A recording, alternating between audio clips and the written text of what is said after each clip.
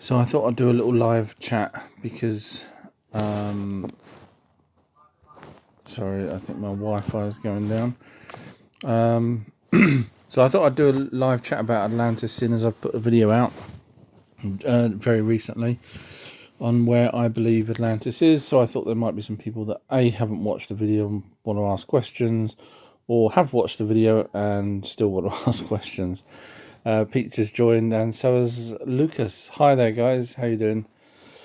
So I thought I'd dedicate this one because some of my live chats go on Spotify, and I know there's people on there that obviously won't probably watch the video because they may not, they may only just listen to podcasts.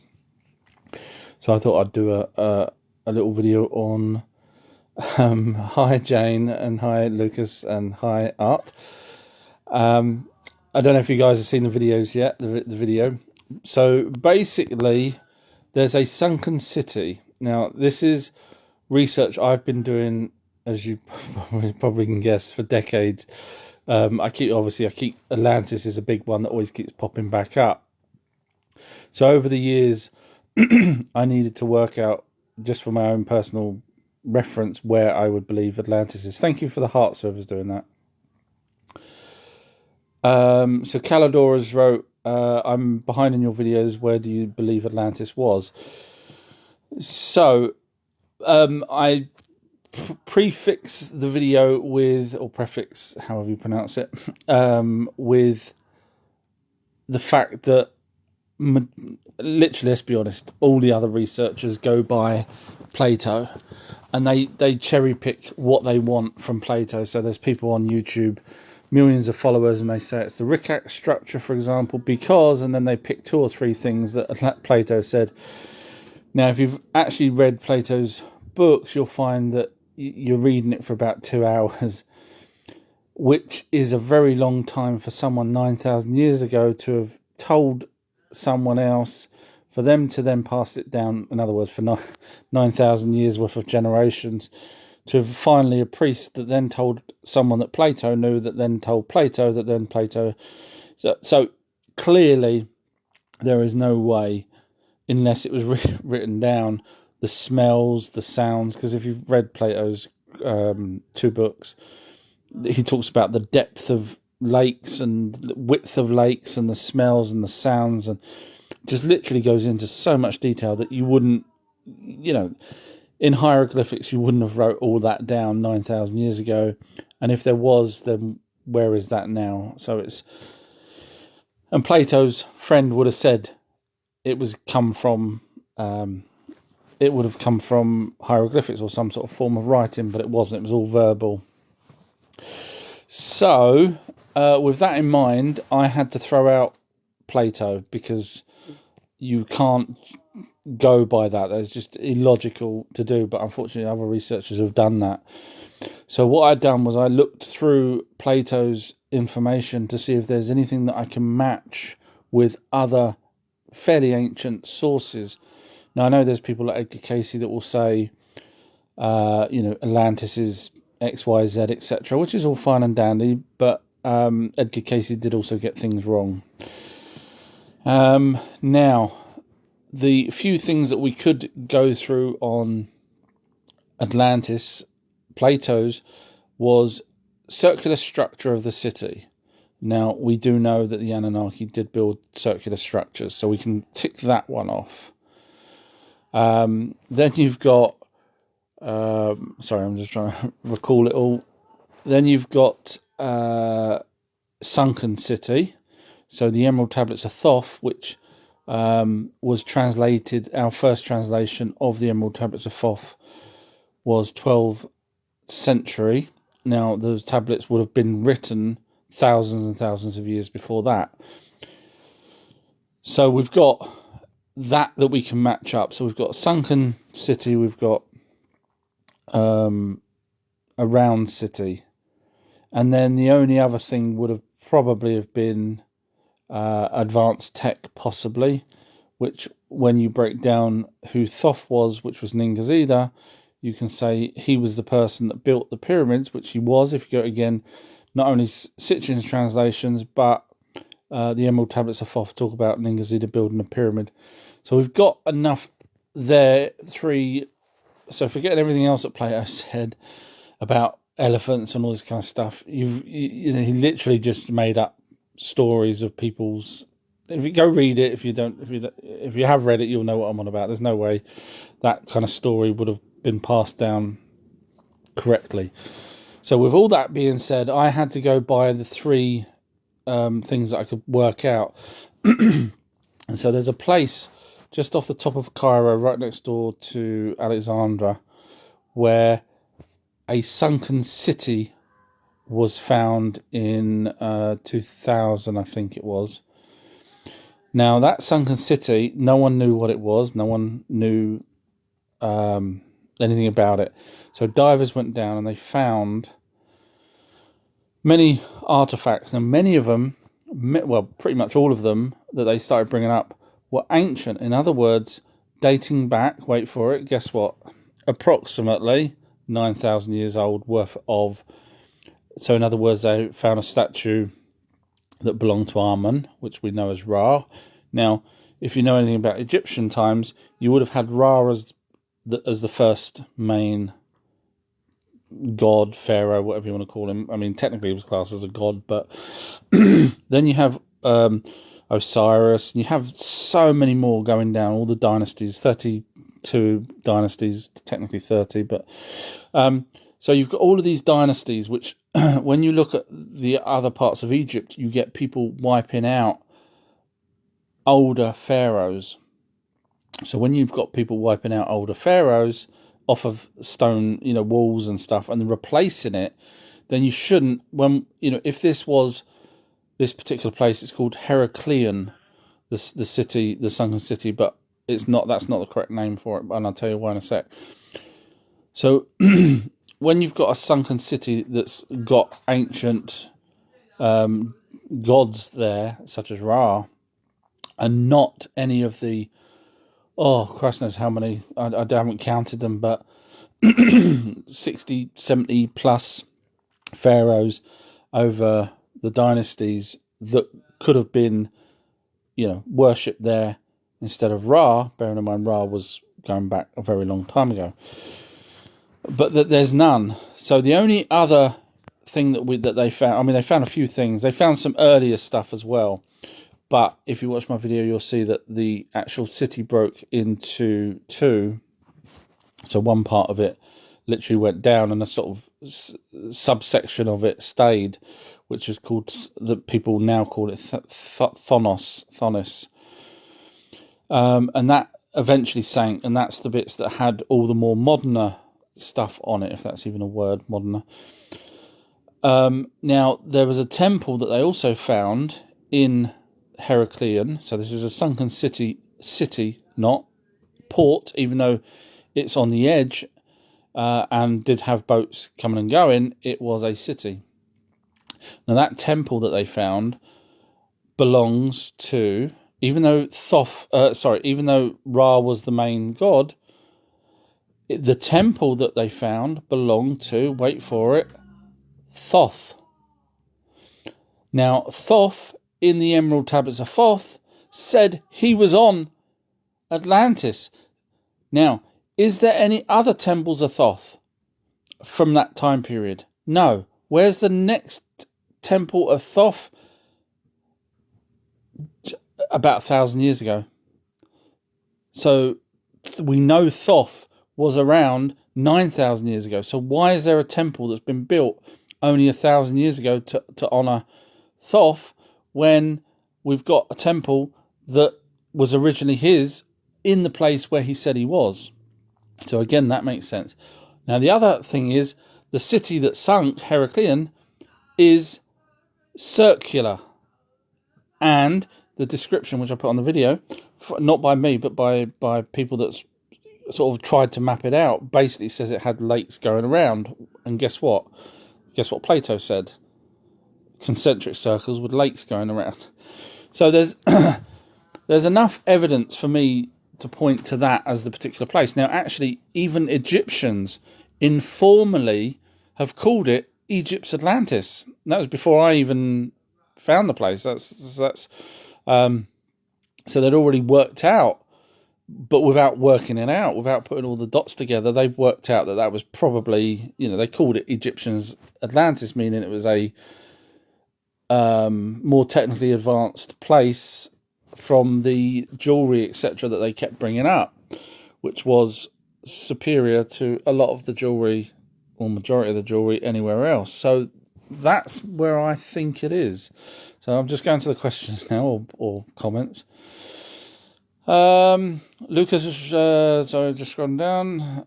Caladora's read that. I read that one. Okatis has joined and said, hi there. Thank you for joining. Just scrolling down, trying to find.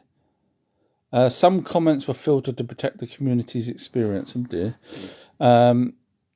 Kobe Eos has wrote, who is Ra? So Ra, also known as Amun-Ra, was the first god of Egypt. And he, in his Anunnaki form, was Marduk.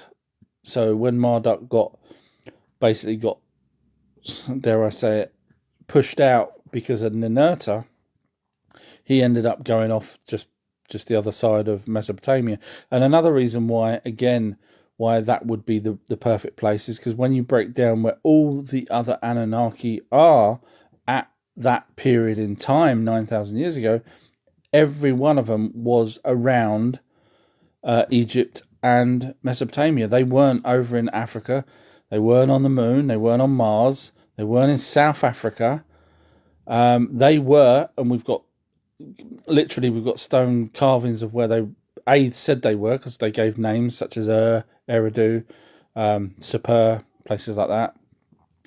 Kem, which is Egypt. So we know where they were. So if the only race that built the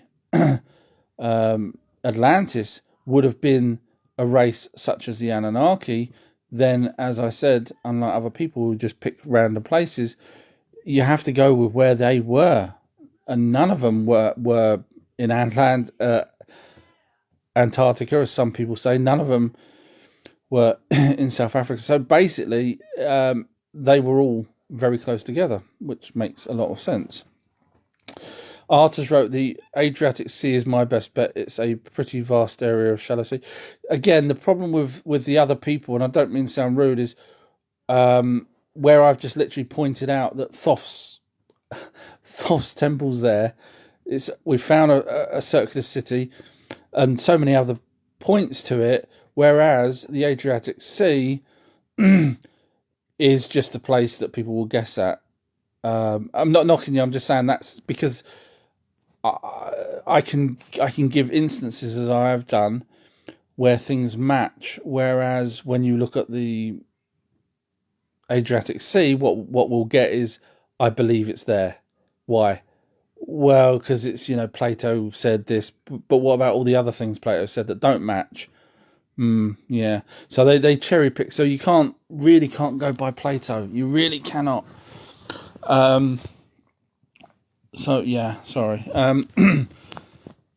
Kobe's wrote, I'm reading the Ra book right now. Excellent. Users 46ers wrote Ash Hour. I'm not. Oh, and then underneath wrote Ashur. I'm not sure what Ashur is. Potatoes wrote, Ra is a 4-part god representing the cycle of the sun. Deborah's wrote, True Talk. I'm hoping that's agreeing with what I was talking about, where Atlantis is, fingers crossed. Kobe wrote, is Ra millions of years in the future? No, Ra was an Anunnaki that kept getting pushed out of different places from technically he wasn't rightful heir, but he felt like he should have been rightful heir to have power, and in the end he created his own little society, which is in Egypt, and then he had children, which there is translations, again, not by Sitchin, even though he's translated it himself, but there's other translations of, wait for it, the whole incident between Osiris and Horus and Set. There is actual Sumerian text talking about those, and bearing in mind those were the sons of Marduk, not Ra. In the Sumerian texts, they were talking about Marduk's son having issues, Osiris and Set, and how Set tricked and poisoned Osiris, put him in a coffin, took him out to sea, and then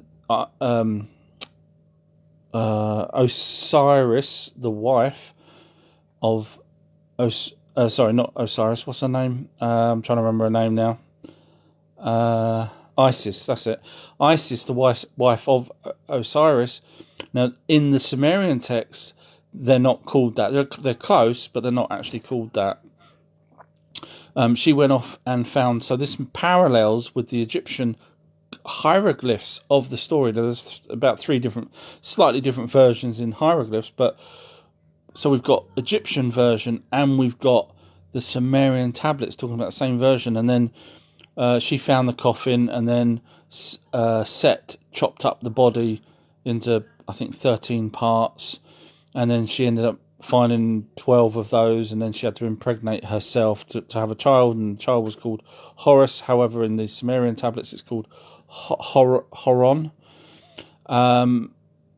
So the stories are perfect, which is why people say Marduk is Ra, because it's talking about Marduk, however you want to pronounce it, at that point. So Marduk is the person that went to, thank you for the hearts, who went to Egypt or Kem. And then eventually, speaking of Egypt, Atlantis, now there was the Pyramid Wars. And if you watch my video, I explain how it got sunk.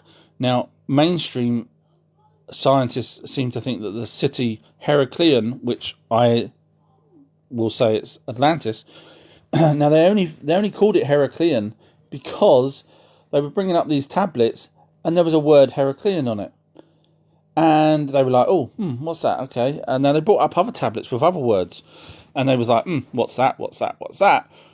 But one person remembered seeing the word Heraclean in another stone tablet somewhere else, not sunken, but somewhere in Egypt. And they said, that means it's a city.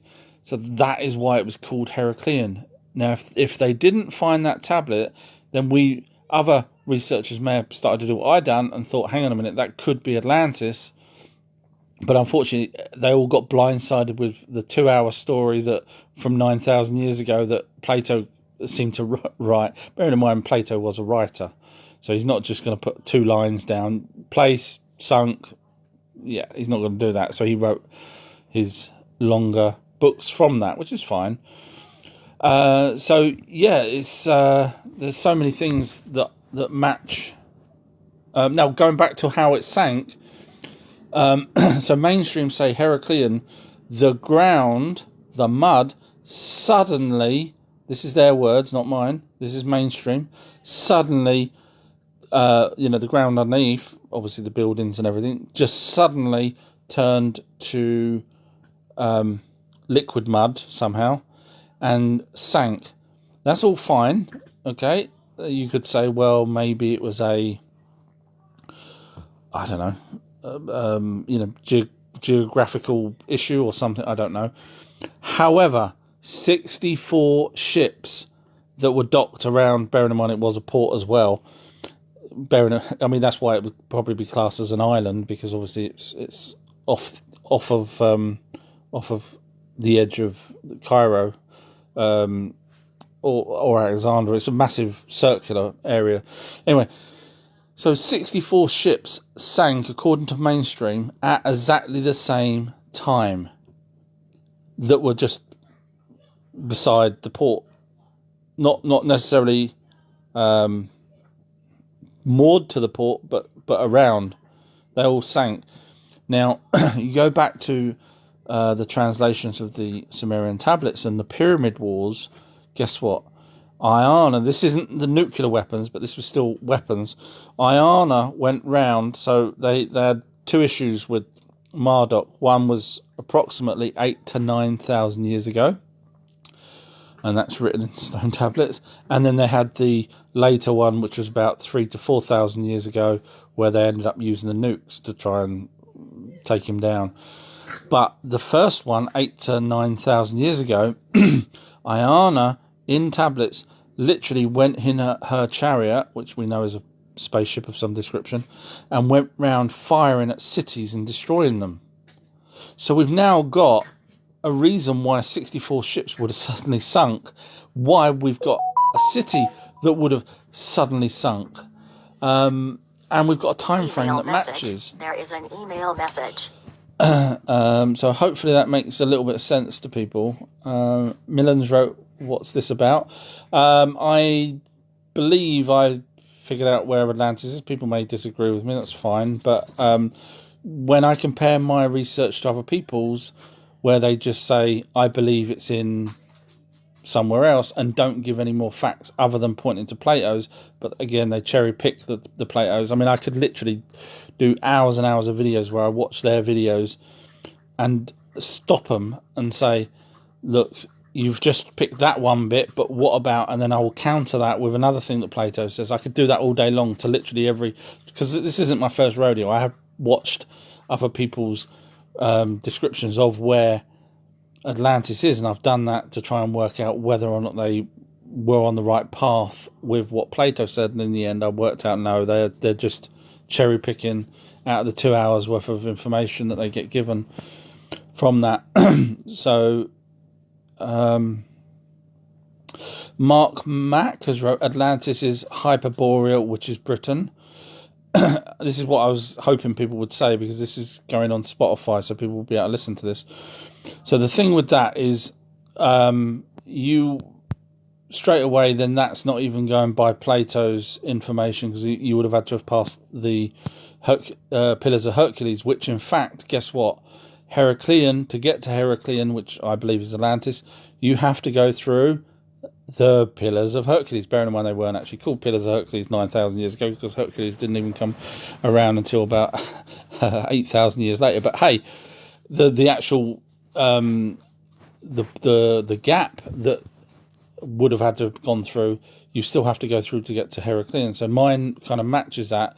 So I'm just, I'm not going to keep knocking people down, but where you say Atlantis is Hyperborea, which is Britain, I would be very interested to know what information you've got. Bearing in mind, hopefully you've heard me giving out mine, where you got your information from that would pertain to that.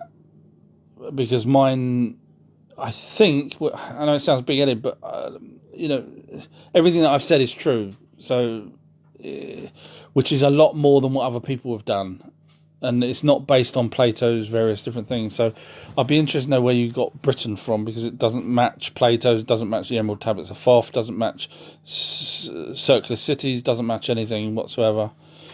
And then Marx wrote, Hyper is Ireland and Borea is Britain. So that would mean Atlantis was split into two.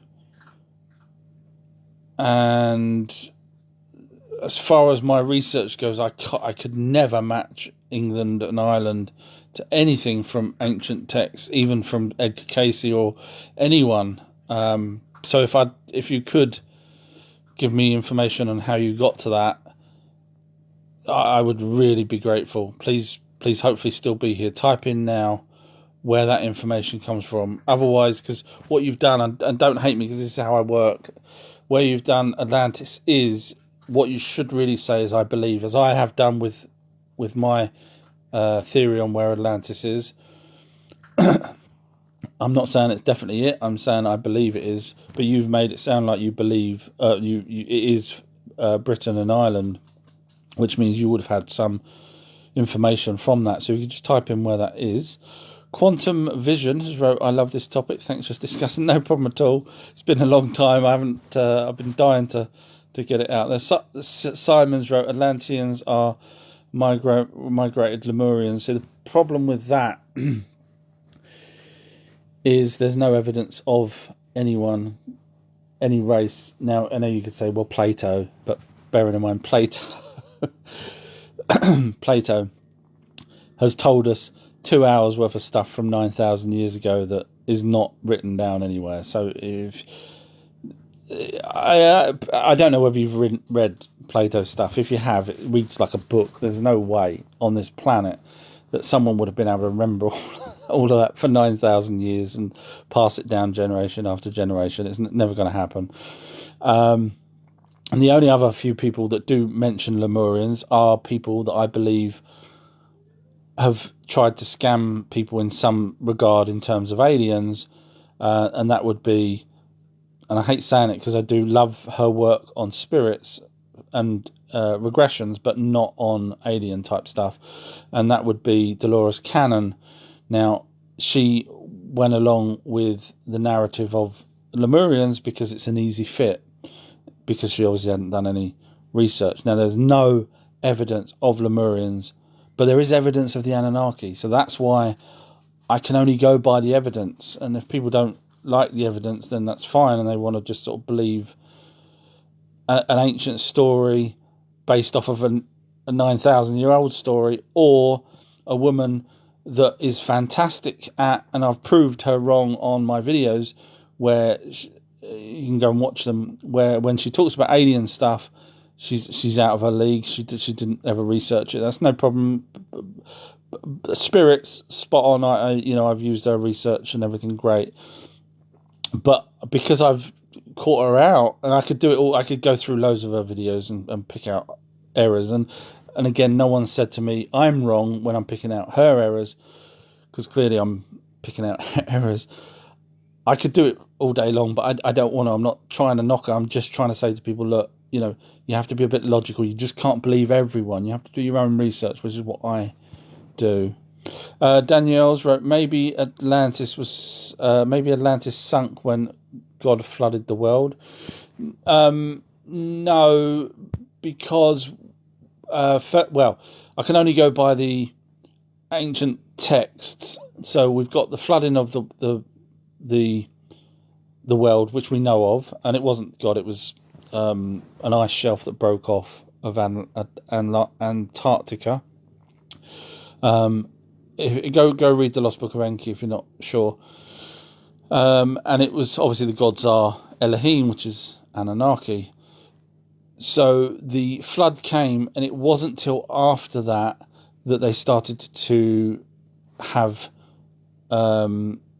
cities and things like that. And bearing in mind the flood was about 10,000 years ago, and the supposed Atlantis sinking was approximately 9,000 years ago, so there's a discrepancy there of 1,000 years. So no, I wouldn't have said it sunk like that. Now, there were places that did get sunk, washed over, and the sea levels rose. I do 100% agree with that. But if you go by the Emerald Tablets of Thoth, he was warned off before his city got attacked, and so he left. And in fact, in the Emerald Tablets of Thoth, bear in mind the earliest translation was from in Latin from the 12th century, which is based off of older, obviously thousands of years older text.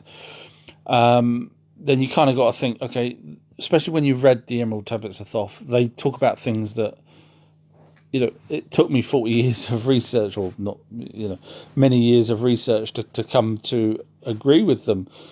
Very profound writing in it. You have to read it loads of times to sort of comprehend it, but it's everything's there.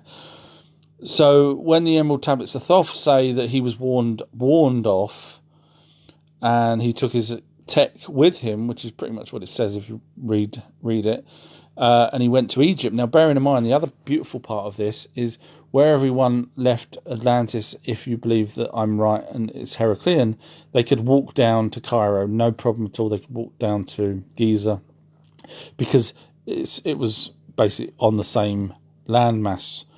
Whereas other places like Antarctica, everyone would have needed a spaceship or boats, because it was a city. It was populated.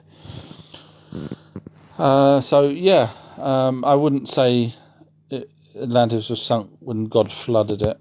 666 wrote Our True History, and then sort of peace signs with some three eyes in the middle. Mark Mac has wrote Britain's Hidden History, Ross on YouTube. That's where you got your information from, is it? Not knocking you, because obviously people listen to me. But what I was trying to do with the Tatarian video that I'd done the other day, where people say, there's evidence out there, and I did a video saying, okay, just show me the evidence. And do you know what I've got so far? People telling me to go and look at other people's. In other words, I would say to someone, British Museum, go pick up this particular tablet, go translate it, or listen to people that's translated it. There's your evidence. And that I was hoping someone would do that with the Tatarian Empire. But all I'm getting is people saying, go look at thingy on YouTube, go look at thingy on YouTube. So, in other words, it's a series of theories, Tatarian Empire, because otherwise someone would have said to me, there is your evidence. It's in the British Museum, or it's sticking up, or whatever it is, but of course it's not. So it's a theory of evidence. So it's the same as me with Atlantis. Obviously mine's an educated, I say educated, not, an educated guess on where it is. So you've given me a link here, Britain's Hidden History, Ross on YouTube, when I asked for what evidence there is of. So could you just give me one bit of evidence, similar to like I was asking for Tatarian, because otherwise people will just keep pointing me to all these other people that's got their theories. But, where I've just pointed out everything about Atlantis, I've pointed out all the facts. The tablet that says Heraclean was found, but they found other tablets, and they assumed, which is true, you can go and look it up, that was the city, even though they found another tablet somewhere else, and they just assumed that would be called Heraclean, and therefore that's the name that they gave to it. The stone circle I'm pointing out is a fact. The temple on there that belongs to Thoth, which just so happens Thoth, the Emerald Tablets of Thoth, he was at Atlantis at that point. So I can point to evidence. So if you ask me right now, I can point to just one bit of evidence quite easily. So I'm asking you, if you've watched that person, he must have one bit of evidence. Otherwise, it's just a guess. I don't mean to sound rude. It would just be a guess, an educated guess maybe. Good luck to him. But where I can point to various things, because I've done my homework, he must have done the same. And if he can point that Britain is what Atlantis is supposedly is, bearing in mind we're not sunk, neither is Ireland as far as I'm aware. So I would be very interested in that one bit of evidence, because you must have one bit to be able to base a theory on. You must do. And whether it's right or wrong, the evidence, but you must have one bit. Mark Max wrote, you can read Egyptian language with Welsh language. So, okay, let me get this straight. So you're saying because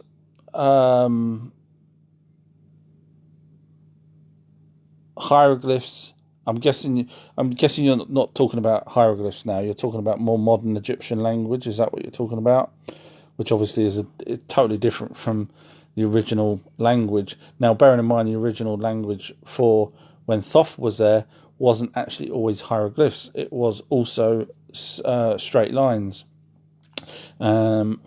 Basically pretty much the same type of straight lines as Sumerian. Not many people know that they actually did concurrent hieroglyphs and the lines, which is interesting, because obviously if Marduk knew the Sumerian language, bearing in mind it's not Sumerian, it's the Anunnaki language, then yes, that would make sense that he was doing writings in basically those stick formats which matched the Sumerian, as opposed to hieroglyphs, as well as down the line, as well as hieroglyphs. So when you say you can, so that's the evidence that modern Egyptian language, because clearly hieroglyphs, I've studied hieroglyphs, so I don't know if that person Ross has or not, but I have. I can read some hieroglyphs as best as I can. I can read them.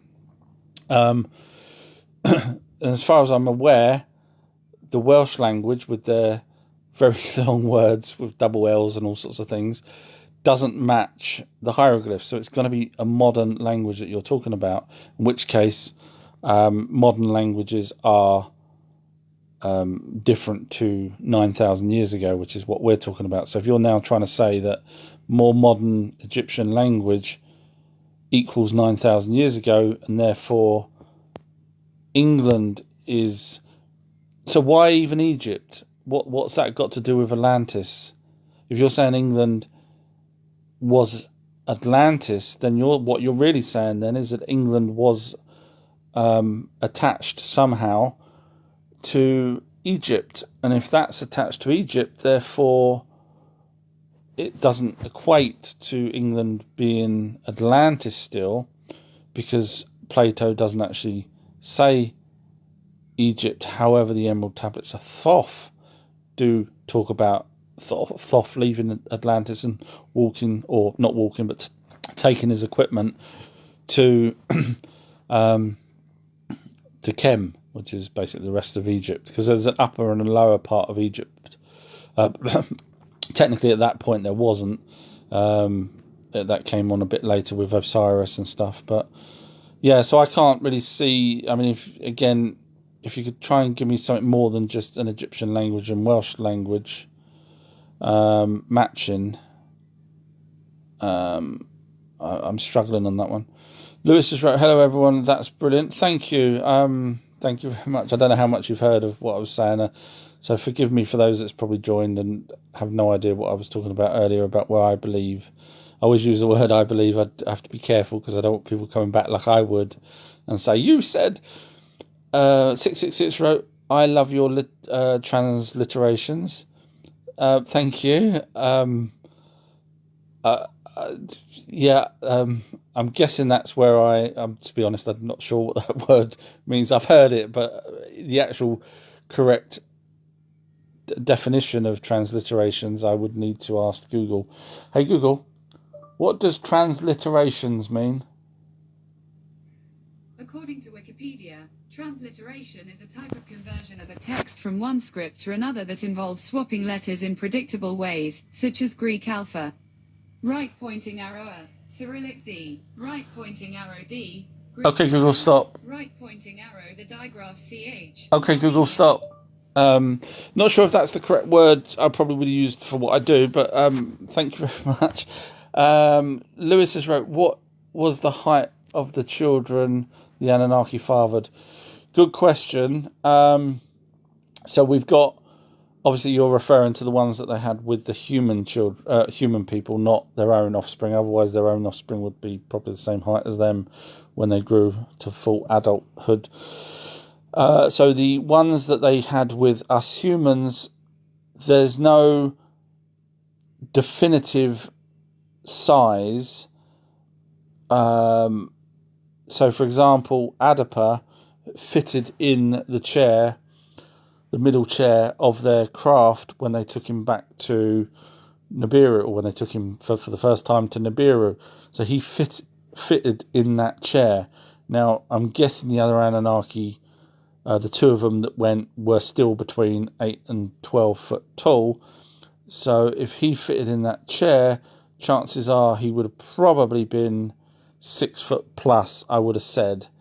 Otherwise he would have been a lot smaller, and I don't know, I can't help but feel he certainly wasn't bigger, because he wouldn't have been able to fit in the chair. So now they obviously, as you know, they did have some children that ended up being absolute giants, taller than 12 foot, but the normal offspring size, there's no definitive height. I probably would say 8 foot, and the reason why I say 8 foot is because with the skeleton, the majority of the skeletons that were found, that the Smithsonian had been donated to, even after the 1900s when they had that court case, but even after that, people still donated skeletons, and the skeletons were 8 foot tall. Now, bearing in mind the Anunnaki, there was only a handful in the big scheme of things of Anunnaki here, and they took about 3,000 years to have a child compared to us, who was knocking them out, every 9 months. we peripheralated, or however you pronounce that, a lot quicker than they did, and they were only here. There was only 900 of them when they very first got here. So let's even say 2,000 of them compared to the amount that they were breeding with and having babies every 9 months. Whereas if they bred with themselves, you're looking at 3,000 years before, so 3,000 years pregnancy, which is a long time on our planet. Of course, to them it's 9 months approximately on their own planet, but of course to us it's not. So I would say 8 foot would be the general height of the demigods. Working out everything, listening to the stories of all the demigods from Greece and from, technically every offspring is classed as a demigod. You could say, well, it's only the 12, but if you use the word Elohim as God, then they're all demi-Elohims. But yeah, basically 8 foot is what I would say us humans were. And then obviously when we bred with ourselves again, or the demigods bred with the other humans that were here, then we probably got smaller and smaller.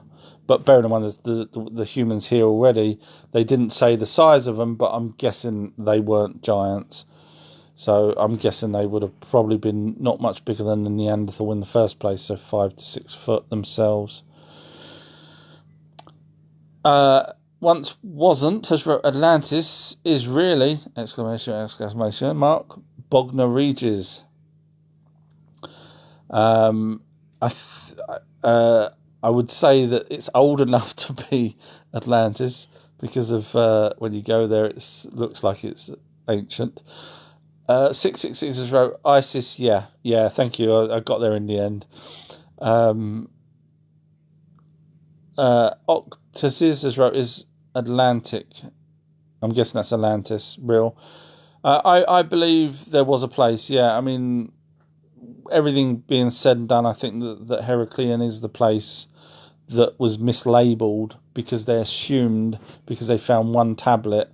They found loads of tablets with different names, but the other names they couldn't attribute to anything. Meant nothing to them. Bear in mind that they were probably 9,000 years old, so they had no idea what these tablets were talking about. But the one name that they did translate, they'd already found a tablet somewhere else in Egypt that mentioned the same name, and they goes, aha, this is the city of Heraclean, and they assumed. They can't say for a fact that it's that, so that's why I think there's lots of reasons. 666 has wrote 13 pieces again. What did I say about 13? Sorry, I can't remember what I was talking about there. Darnell has wrote Aya Sahara. See, this is the beautiful part of doing this. This is why I want to do the live, so I can sort of debunk things. So, the Aya Sahara, first of all, it's not sunk. Second of all, the Anunnaki weren't there. Third of all, there is zero evidence of any materialistic, whereas the Heraclean has got materialistic. He's even got a city built with a circular, with lakes in between, just like Plato described. So the Aya Sahara, literally, for anyone that's interested, literally is just a very crude circle with another circle in between, and then possibly a third one. And now elephants, this is their argument. This is their argument. So bearing in mind, there's no structures there. This is supposed to be a city, right? So their argument is, well, it was flooded over with mud, but they could find bones of elephants, not modern ones, buried ones. So they say, aha, elephants. Plato said there was elephants in that area, and that's it. That's the extent of it. So then I say, well, hang on a minute. If they found bones of elephants, surely they'd be able to find a wall, a person, a house, any infrastructure for a city that is advanced, but all they find is an elephant bone. Bear in mind, Africa, I'm going to give you a spoiler here. Africa does have African elephants in it. So that's why you can't go by Plato, because also the Rikat structure, which is the Eye of Sahara, if you're going to pick from Plato's, is not 150 miles from Athens. It's 12,000 miles from Athens. So you can clearly see people have cherry-picked what they want to believe out of Plato's and tried to make it fit, whereas I didn't do that. If you watch my video or you just listen to me, I can't do that. I'm not stupid enough, and I don't mean to sound rude, but I can't just cherry-pick stuff and make it fit. I don't do that. Ian Lamont has wrote, thanks for sharing the real truth. Very interesting. Thank you very much. Susie's joined and wrote, sup homies. Sup. 666 has put some magical hieroglyphic type things, glyphs, and wrote, you are the dude. Ah, thank you.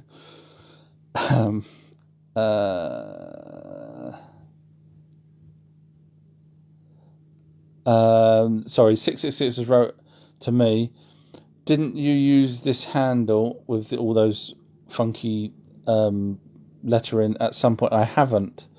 No, I didn't know how you can even get those on this. 666 wrote, chat is backlogged. How far? I don't know. If someone puts the time check. In fact, Jane underneath, well done, Jane, has put time check 6:14. So I'm about 15 minutes behind. But there's only 15 questions, it says, or 15 new messages. So I should be able to get to those. And my boy's heard me talking, and he's coming out now to try and grab something. You can have in that fridge.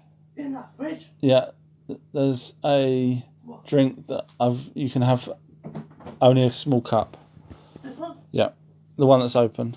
Thank you. Just a small cup. You don't take the whole drink. Sorry, just scrolling down. Jimmy's wrote, maybe South America. Was this do? Yeah, that's fine, Clark. Maybe South America, where many cities are spelled closely to Atlantis or Antarctica area.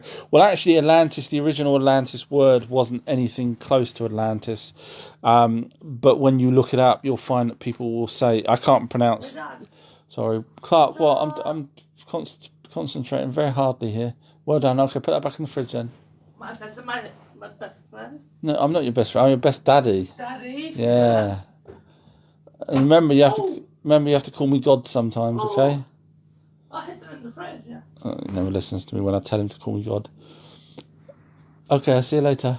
See you later. Goodbye. Love you. Oh, I love you too. Sorry, yeah, so Atlantis wasn't actually anything close to the word, but down the line, people have...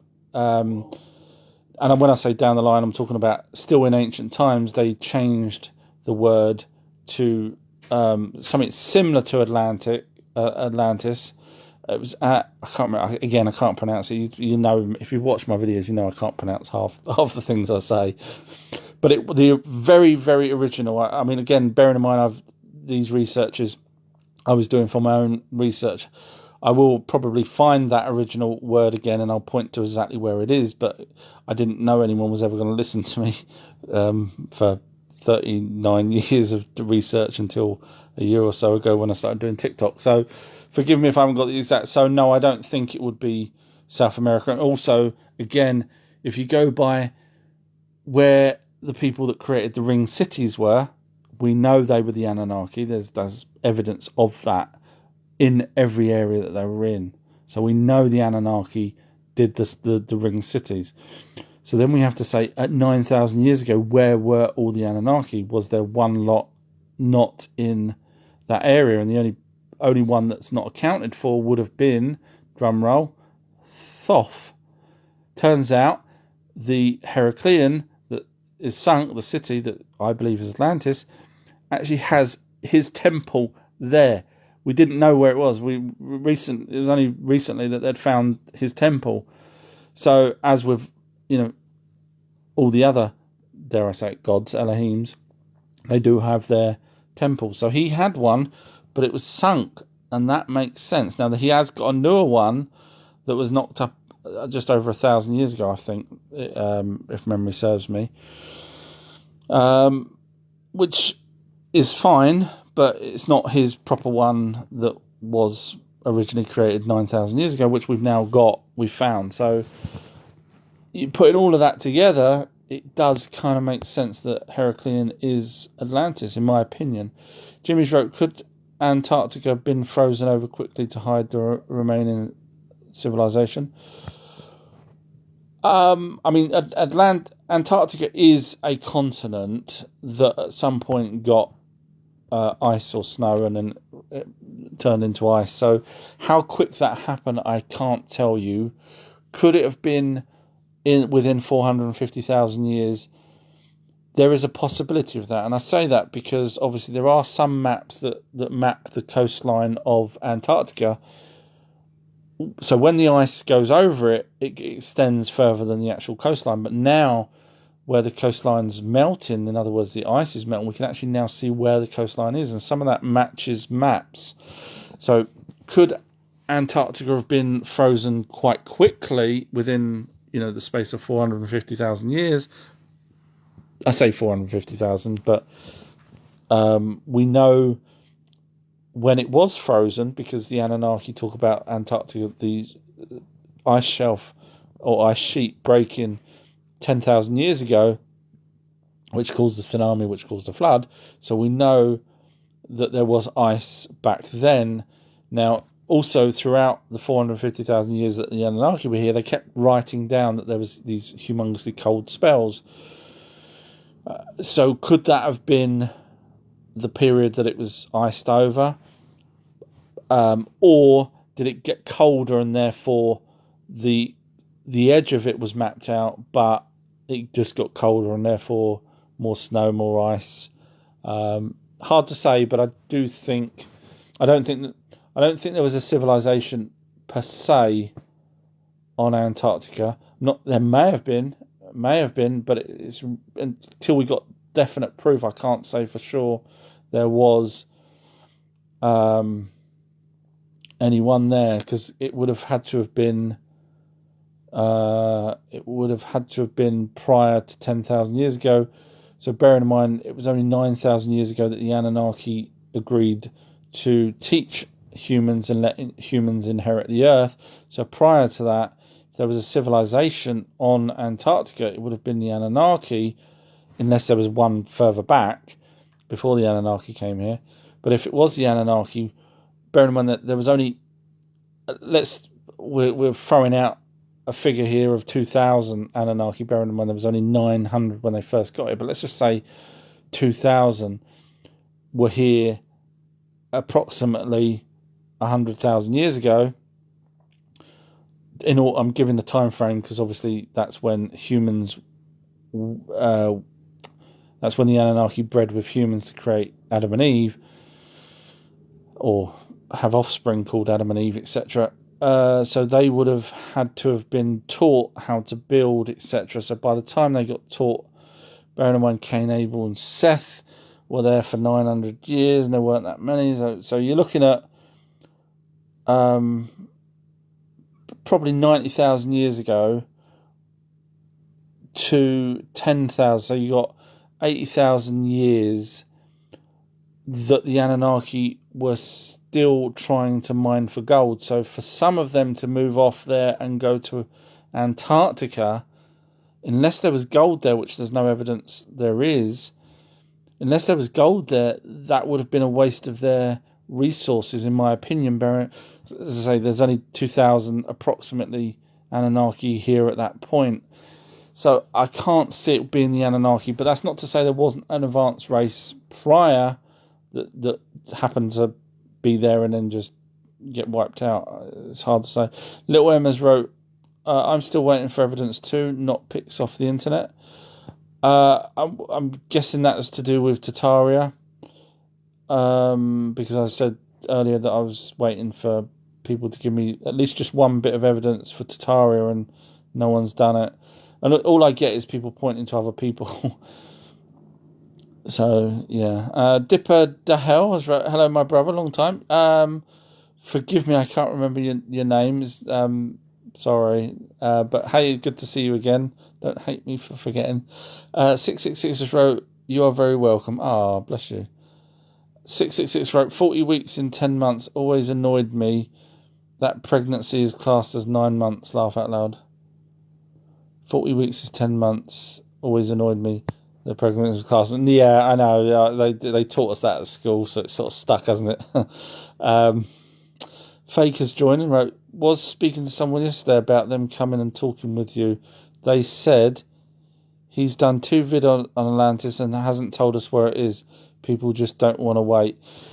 Yeah, I've had a couple of people saying, like, obviously, you know, if you was me and you spent 40 years and you feel you have got the only definitive answer to something, and the only people that are listening are people on TikTok, because the ones on BitChute, where I put my videos up, they are just absolutely, they'll just click negative, you know, before they've even watched the video. So they're a nasty bunch. But so the only people I can share my enthusiasm with is the TikTok people. And if I just suddenly put the video out without building up what in the film industry is a trailer or a teaser trailer, then it would have came and went.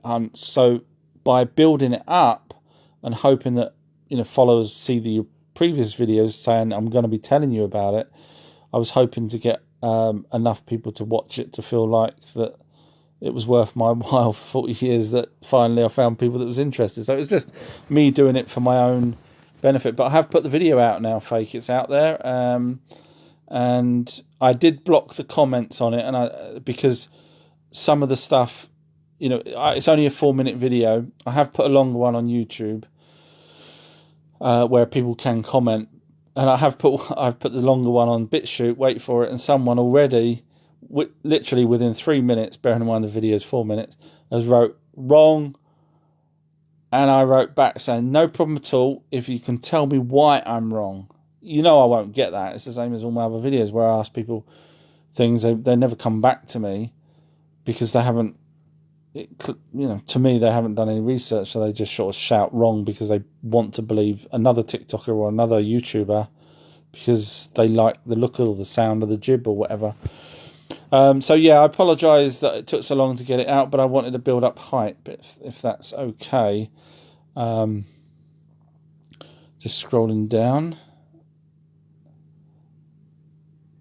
666 is a beautiful family. Oh, sorry. I'm so sorry. You talk exactly like he did. Still, thank you. You are cool too. I've obviously missed something there.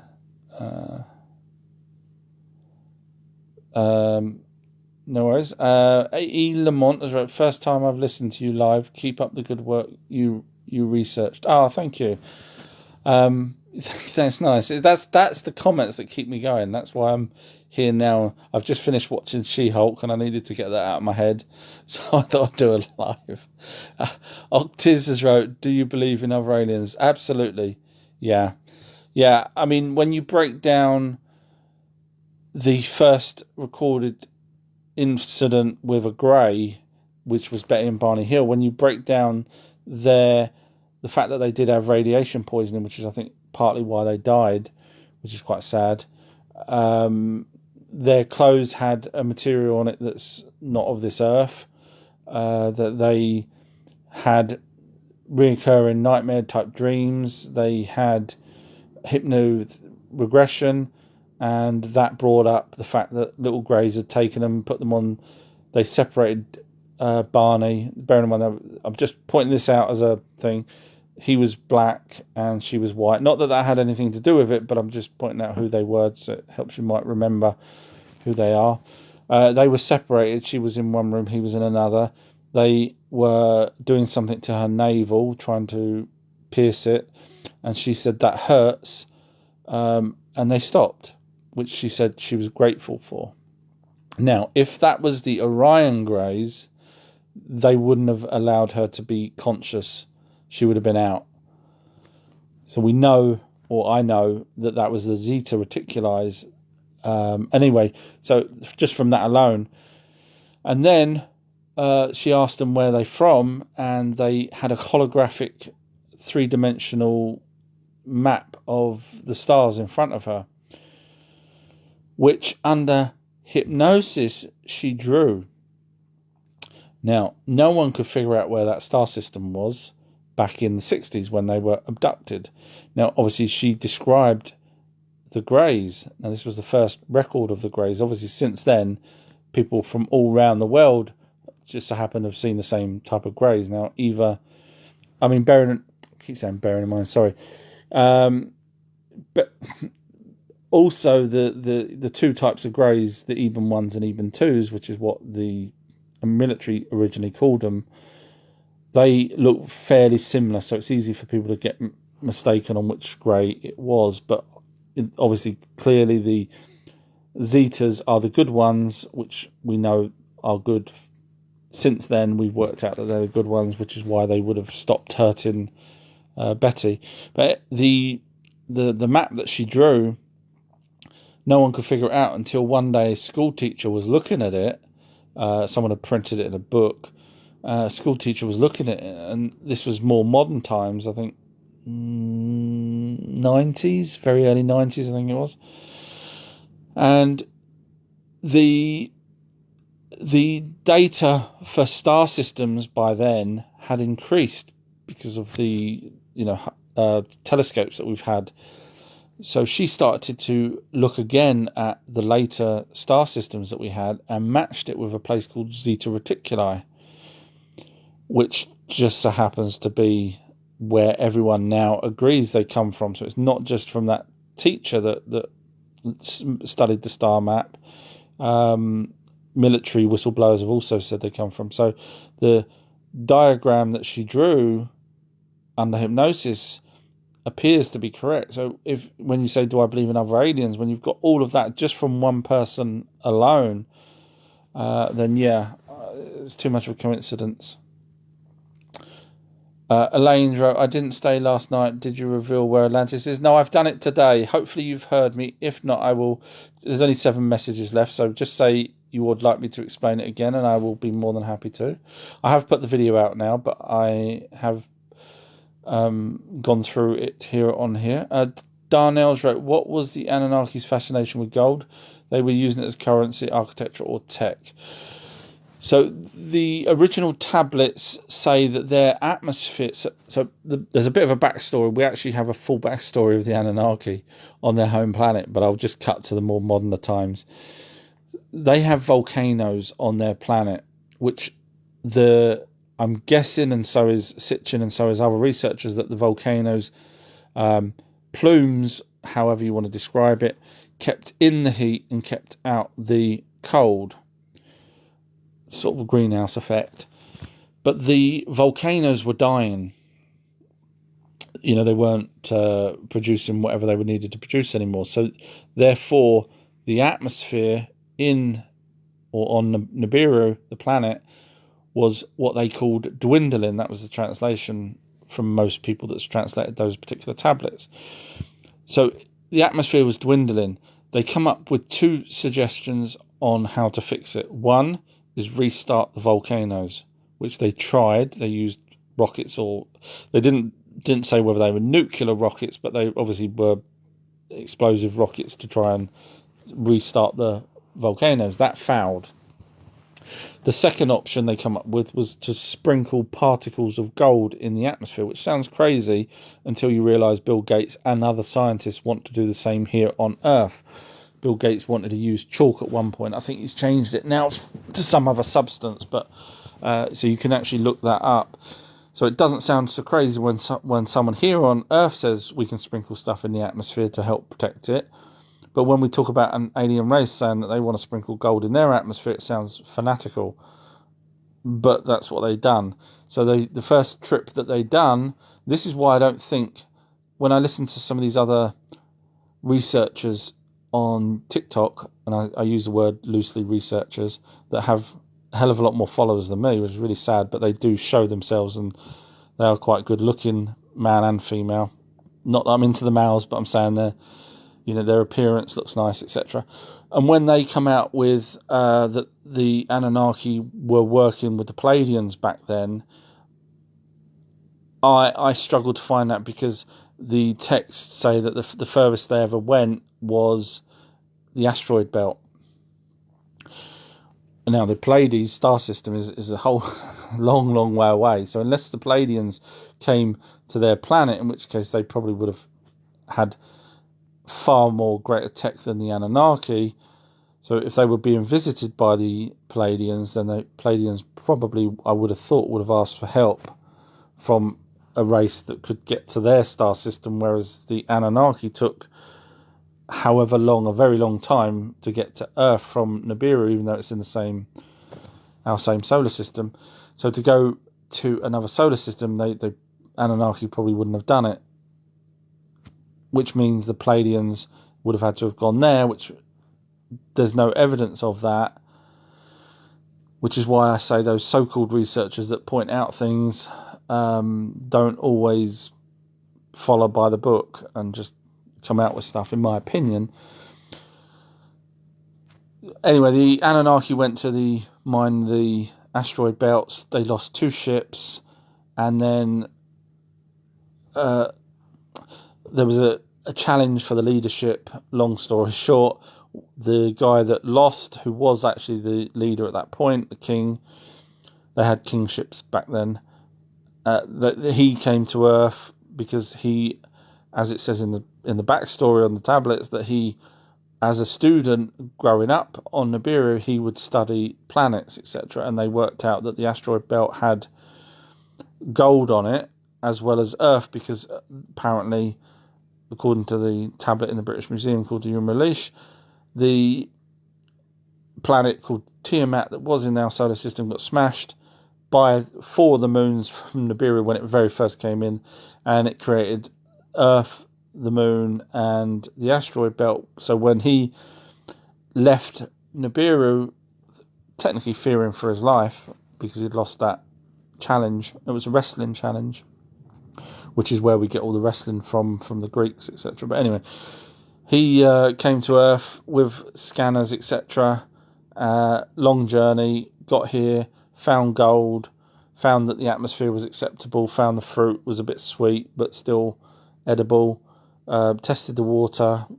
So they obviously were more advanced than we are now, because we forgetting the mainstream tech, they're more advanced. So I have always said they're about 300 years more advanced than we are now.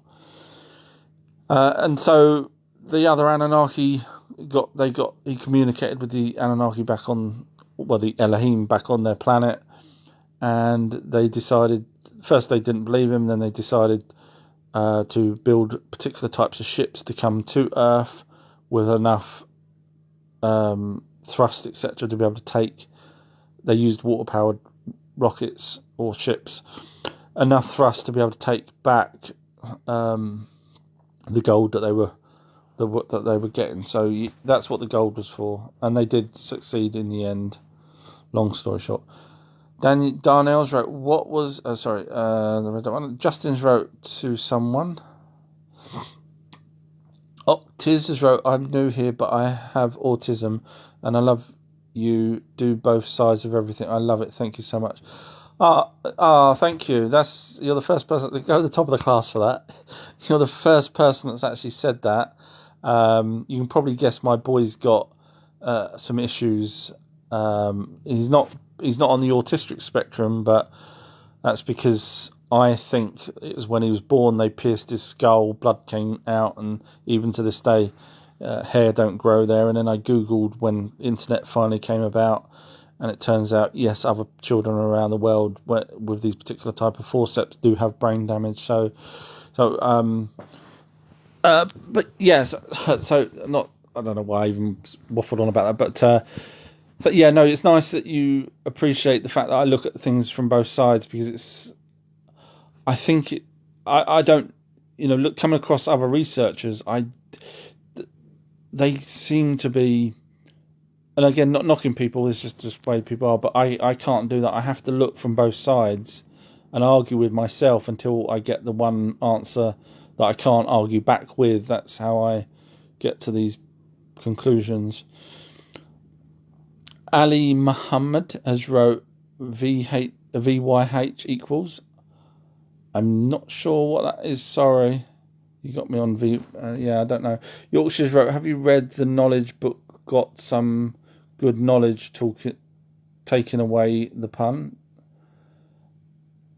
Have you read the knowledge book? Not that I recall, if that's the name of it. No. Elaine's wrote, how's Clark? He's fine now that he's already had dinner, little monkey, and he comes in and knows that I'm alive, and literally tries to raid as much as he can. It's because I can't really shout at him and say, stop picking up the food. So no, he's fine. No, he's just talking about the thing with the hospital and everything.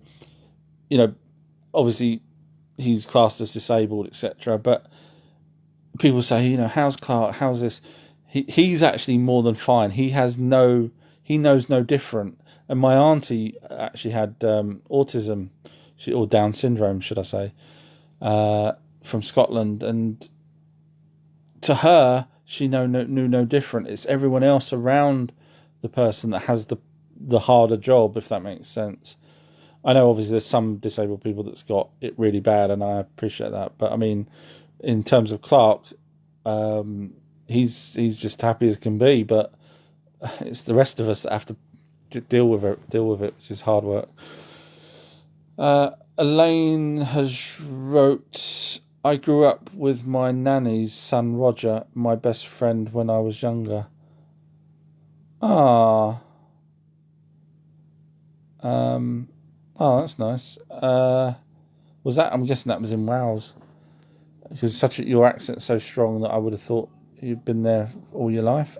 Jay Fiddle has wrote, please explain again. I just got here. Also thoughts on Disney's cartoon Atlantis. Yeah, so obviously Disney's is good point. Fair enough. Go to number 2 in the class for that. It's good point. So Disney's Atlantis obviously was based. Bearing in mind, I keep saying bearing in mind. Sorry. Disney's Aladdin was also fictitious in terms of picking what they wanted out of stories. The original Aladdin was a Chinese story, and there's no such place as Agrabah. So I think what they've done with I'm trying to remember the Disney Mermaid. Now the original mermaid, Little Mermaid, was Hans Christian Andersen, if I remember. And I remember watching that when I was about 8 on TV, and that was the only movie I've ever cried to at the end, or towards the end when she couldn't talk to the guy. I was only 8. That hit me, that did. Anyway, damn that film. So I think they've taken liberties with Atlantis. Obviously, you had Michael J. Fox's voice on the cartoon version of it, and they went down in the submarine and all that kind of stuff. But no, I think so. Just to go where I think, for those of you that may have just joined again, where I think Atlantis is, and when I say think, it's educated guess. It is a place called... WhatsApp. Sorry, beeping. There's a place called Heraclean. Technically, it's Heraclean Thonis, but Thonis is the second part of what I would say Atlantis is. In other words, that's the second part that went into the sea, which is when they start bringing up more modern artifacts. That's where they get it from, which lead me to believe that the Heraclean part is the older part, which is where they did find, Thoth's temple. They actually found Thoth's temple, which would have been around 9,000 years ago if you go by the Emerald Tablets of Thoth. So either one of those alone on their own is interesting, but when both of them match, the fact that Thoth was on there, it wasn't Marduk, it wasn't Enlil, it wasn't Enki, it was Thoth. So to have his temple in the same place as where he said he was Atlantis, or the translation ended up being called Atlantis, is that not a smoking gun? Out of all the places, we've got temples for all of the other people. We've got Osiris's, we've got Sets, we've got Horus, we've got everyone else, but Thoth's was missing from that period, and now we found it. So that's one reason. Second reason is it's actually a city. Third reason, it's stone walled city with lakes going round in it, which is pretty much just a similar description to Plato. Third reason is we can't trust what Plato says because it's a 2-hour read of his books, which is never going to happen from 9,000 years ago unless someone wrote it down, but there was no evidence that someone wrote it down, so we have to go by its verbal, passed down 9,000 years, given to a priest, given to a friend of Plato's, who then gave it to Plato, and then sat and wrote it all out, including smells, depths of lakes and widths, and what kind of clothes people were wearing, and the sound, what the sounded like in different locations around Atlantis. No, that is a made-up story from a writer. But some of that may have been true, such as the 3 points that I point out. One is, watch my video and you'll see a bit more. It's now up. But so I think there's enough evidence, and of course, Thoth and Plato both say that the people on Atlantis went to Egypt, which Heracleion is a place right near Alexandria, which is at the top, when I say top, kind of top of the whole of Egypt. Not too far, walking distance again to Mesopotamia, and walking distance to literally everywhere else in Egypt. So it kind of makes sense for me that is the place. And Elaine's wrote, explain please. So yeah, there's many more reasons as well. Again, the Heracleian location that they found, they only based that on because they found loads of tablets, and the only one that they could match with anything was another tablet that wasn't sunk. It was somewhere else in Egypt that had that same word on it. All the other tablets, they had no idea what it meant. The one that they did, and then that's why they've called it Heracleian, which is really sad because they could have worked out that was Atlantis earlier if they didn't give it a name. Once they gave it a name, people stopped looking at that as Atlantis, which is really stupid. When you work out that they just assumed it was called that because they'd found one tablet that matched another tablet somewhere else. And also the way it sank, I'm sorry if I'm repeating myself, but it's the newcomers that's listening. The way it sank was, according to mainstream, the ground literally turned to mud very instantaneously and sunk, which is fine. You could say that's a volcano or an earthquake, etc. However, 64 ships also sank at exactly the same time. And then you go to the ancient tablets where it talks about the pyramid, what they call the pyramid wars, where Inanna went in a chariot, which was a flying craft. We call it chariots, or it was translated as chariots, and destroyed cities trying to kill Marduk. And the Emerald Tablets of Thoth talk about Thoth being warned off of his city before it was attacked, and lo and behold, that would explain why 64 ships sank at the same time, in my opinion. And there's other things like Ra's. They found Ra's statue there, Amun-Ra's statue, which normally, if that was, so they say that Heracleion actually went into the ocean, sunk 3,000 years ago.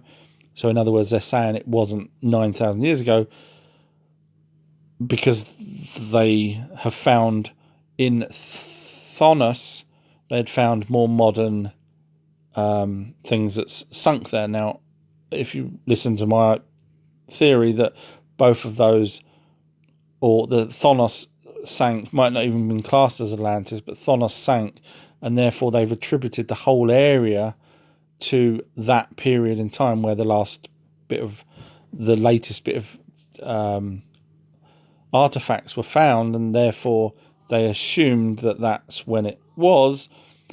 But I'm saying it was broke into two, which some researchers do agree that Thonos is separate from Heraclean. And Heraclean's got the statue of Ra.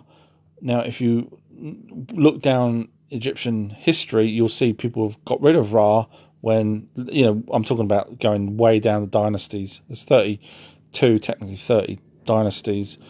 And there's, hundreds of pharaohs that came and went, and gods and whatever else. So, in order for, if you remember your Akhenaten history and your Nefertiti history, they wanted to put Ra back in as the one true God, Elohim. Whereas prior to Akhenaten, so in terms of dynasties, Akhenaten and that came down, and Tutankhamun came more modern times, shall we say. But the older times, after Osiris, etc., there was loads of other pharaohs and gods that would have carved away and got rid of Ra's statues. And that's because Ra at that point, or Marduk, was being hunted again by Inanna and Nerta later on, so that's why. But anyway, and also he was off doing his battles, or trying to get his people to do battles in Babylon and stuff like that. But anyway, so for the statue of Ra to be the only one they could find, instead of one of the other probably 100 different types of pharaohs they could have had on that Heraclean island, that would have been, according to mainstream, only 3,000, 4,000 years ago, we would have had so many different people it could have been. But no, the only statue they found was Ra, which makes me believe that it's Ra because Ra was around, he was the main god 9,000 years ago when it sank, therefore no one else carved anything because it sunk. Which is why Thoth's temple was also there at that point, instead of being, cut down and used by someone else, which does happen a lot in ancient Egypt. So, so those are some of my explanations. I will do probably a very long video one day on Patreon about all of the other things. There's a few other things that I'm forgetting to talk about at this point. Elaine's right, we should be breathing in chalk or gold. Should we be breathing in? No, neither really. That's why it annoys me when people like Bill Gates wants to do something. I didn't elect him to go and stick stuff up in our atmosphere. Justin Crafts wrote, but not too often for us, you'll turn blue.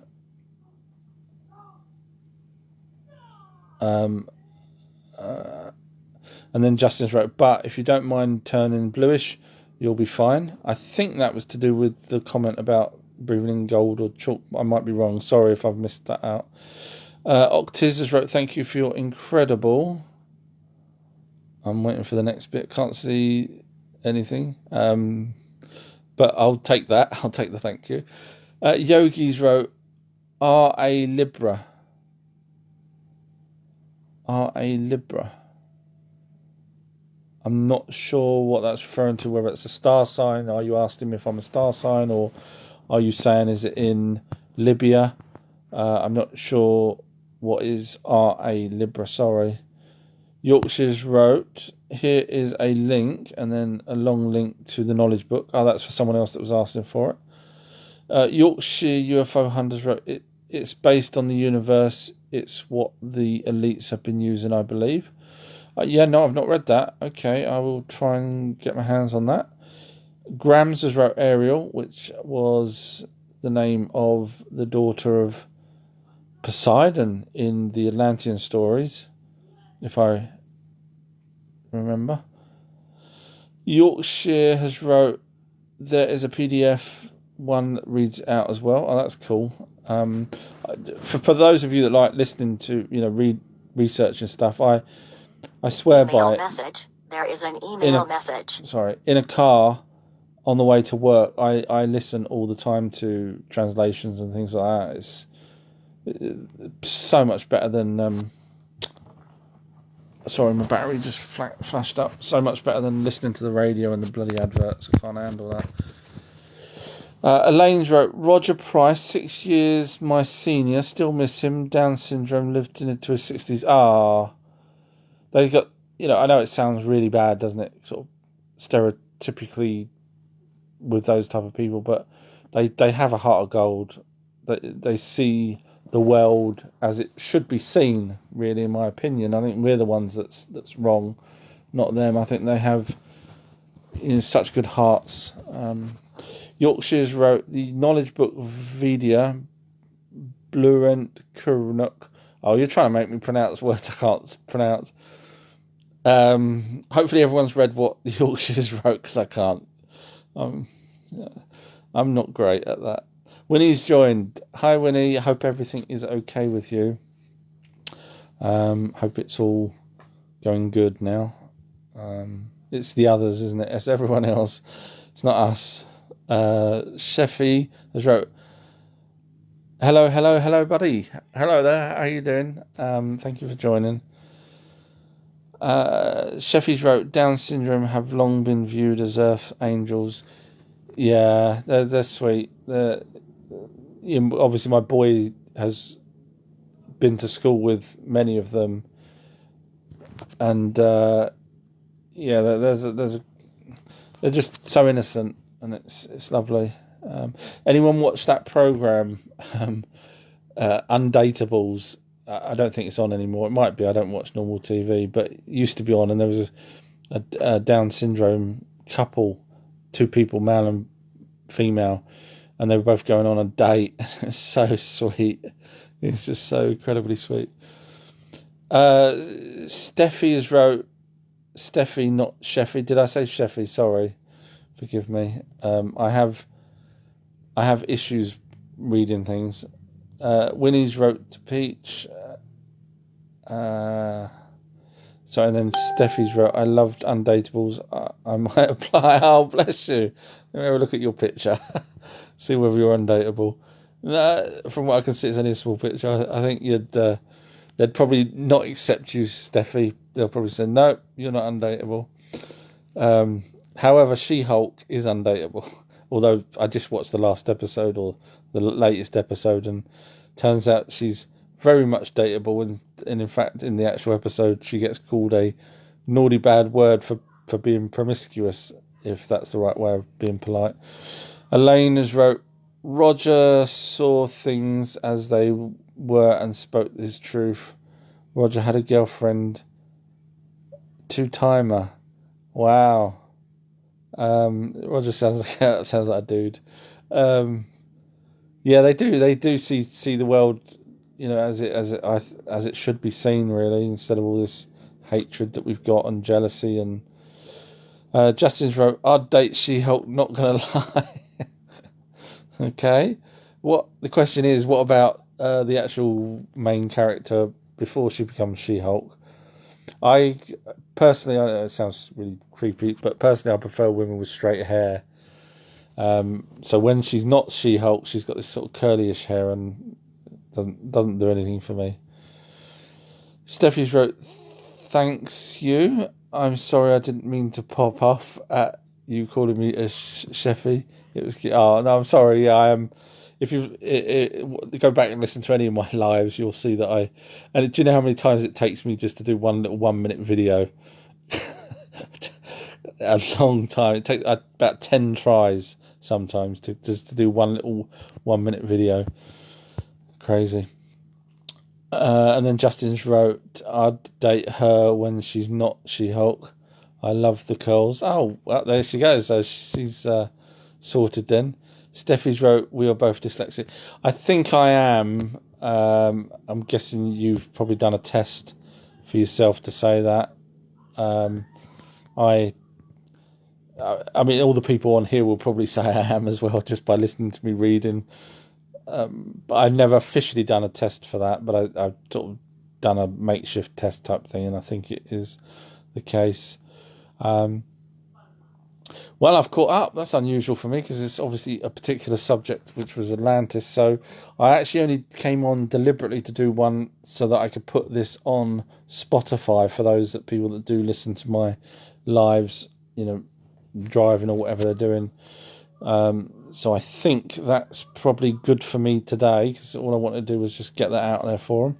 Steffi's wrote, yes, I did get extra time in my exams, but stubbornly never used the extra time. Question is then, did you get the grades that you was after? Because if you didn't, you'd probably be kicking yourself now saying, technically though, again, this is my brain working, technically, if you didn't know the answers, extra time probably wouldn't help. It would just prolong the agony, I would have thought. Dippers wrote, now you up to date, anything new on Bigfoot? I haven't been researching Bigfoot recently. I do come across videos and stuff, but I haven't been consciously, because I'm working on a film as well. We have to try and now get it what they call packaged, which is a lot of work. So I'm working on that at the same time as doing other things. So I wanted to do the TikTok video for Atlantis, so I kind of haven't been looking at other things really. So no, I haven't got any news on Bigfoot. But once I get back round to Bigfoot, you can guarantee there'll be stuff that hopefully you wouldn't have heard of when I do start researching. Because when I research hard. I don't, it's not just a skim. You must know me by now if you've listened to me. I collate the information in my head. I do now. I'd actually put stuff on paper because of people like you but before I didn't ever collate it on paper because it was just my own information. So yeah, I research hard. So when I go into Bigfoot, it will be hard. In fact, also today I was doing segment 8 of the Everything You Need to Know About Spirits videos. They're on my Patreon page. Segment 8 is actually about near-death experiences, which is absolutely fascinating. Believe it or not, no one really asked me many questions on near-death experiences, but I'm still putting that in on the everything to do with spirits, because my belief is that, and if you watch the video, you'll see that it also has to do with the pineal gland. Believe it or not, near-death experiences has to do with pineal gland. What is the odds of that? If you've listened to me before or done your own research, you'll come to the conclusion that the pineal gland is where the light energy being joins with. So when you die, that pineal gland plays a part in having the near-death experience, which is where you leave your body. Not all the time. Some people don't actually leave their body, but they seem to be sort of just conscious or feel that they've left their body. Watch my latest video when it's up. I go through it more precisely than I'm trying to do here, but it's so the pineal gland. Yeah, when you break everything down, I think that pineal gland, with the fact that it's got a receptor on there with particular type of crystals that you could actually literally make a transistor radio out of. So when people die, the spirit, I believe, leaves the body thinking that you're dead and floats up and it's about to go off. And then the research, actually, the University of Virginia, which I've mentioned before for past life regressions, obviously their next train of thought was look into near-death experiences, which they have. So they've got lots of papers on that if anyone's interested. But near-death experiences is, there's 17% of people that die that get resuscitated. 17% say they had a near-death experience. In other words, they left their body or could hear the doctors or see the doctors actually performing operations or trying to resuscitate the person, or their spirit, well, I say spirit, their light energy being that left their body goes off down the halls, can actually hear people talking in waiting rooms, way down the other end of the hospital. And then when they come back to life, they recount this information, and then the doctors have gone down to the end of the hallway and said, were you guys chatting? And what was you chatting about, if you don't mind me asking? And they say, we was talking about X, Y, Z. Turns out that's exactly what the person half a mile down in a different ward had actually heard them talking about. So there's evidence enough when you break that down for near-death experiences to be a real thing, in my opinion. But watch the video if you're interested. I know it's on Patreon, but it's so there's going to be segment 8 is going to be the science of, where I talk about when near-death experience was first recorded, who, all that kind of stuff. And then the second segment, which will be next week, which is segment 9, will be case studies of people. So, for example, hospitals have put writing above lights. I don't know if you know this. Some hospitals that have cardiac, where they expect people to die, not just random rooms, they put words above the light so that when someone dies and they float above the light, they will actually see the words on the light. And many people have died and come back in that same room. Sorry if I'm boring you. And then when asked, did you see the light? They said, no, I wasn't particularly looking. And even if I did, I probably wouldn't have memorised everything that I'm looking at. Because when you start seeing your body, you going up away from your body, the last thing you're doing is looking at words and thinking, I must remember what that says if I come back to life. That's not so. Unfortunately, they've not had anyone say the words that they've wrote on the light. But there's no way I would probably be looking at that light thinking, I'll remember that just in case I come back to life.